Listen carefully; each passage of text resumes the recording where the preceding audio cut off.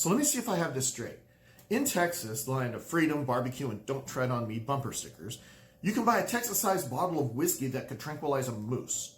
Light up a Marlboro that comes with a built-in death sentence, but God forbid you puff on a plant that makes you giggle and clean your entire house while listening to side 1 of 2112 on repeat. Yeah, apparently cannabis is still the devil's lettuce, because nothing says protect the children quite like upholding the legality of a liquid depressant that causes liver failure and bar fights while banning a plant that makes you question whether squirrels have emotions. Now look, I get it. The Texas legislature is what happens when you cross a church potluck with a frat house debate club and sprinkle in a deep mistrust of anything that sounds remotely like progress. These are the folks who think that the slippery slope starts with legal weed and ends with drag queens reading Karl Marx to your toddlers at the gun range. And the hypocrisy is almost impressive, almost. Alcohol kills 140,000 Americans per year. Tobacco clocks in at about 480,000. Cannabis, somewhere between 0 and we're still waiting on a confirmed case. But sure, let's keep weed illegal because you once had a cousin who tried an edible and now thinks he's a wizard. I mean, if cannabis is the gateway drug, alcohol is the bouncer at the door, and he's waving everybody in like it's a Black Friday sale at Walmart with no security guards. Let's be honest, it isn't about health. It never was. It's about control.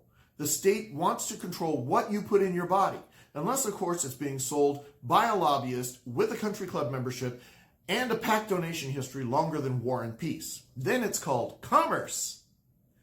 What really bugs me, though, is that the conservatives love to shout about limited government until someone wants to grow a plant in their backyard. Then suddenly they're Big Brother with a cowboy hat and a vape detector.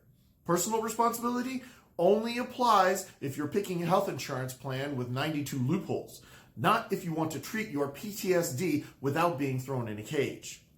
But here's the thing. I am hopeful, because while the dinosaurs in Austin keep pounding their gavels and puffing on their moral outrage, the public is slowly waking up. Libertarians, liberals, and even a growing number of conservatives are realizing that this whole war on weed is a scam, a boondoggle wrapped in a moral panic, dipped in racism, and deep fried in corporate interests. So to the Texas lawmakers still clinging to their Reefer Madness like it's a security blanket made of Bible verses and outdated D.A.R.E slogans, you might want to evolve, because the future is green. It's just not the kind of green that you hoard at your super PACs.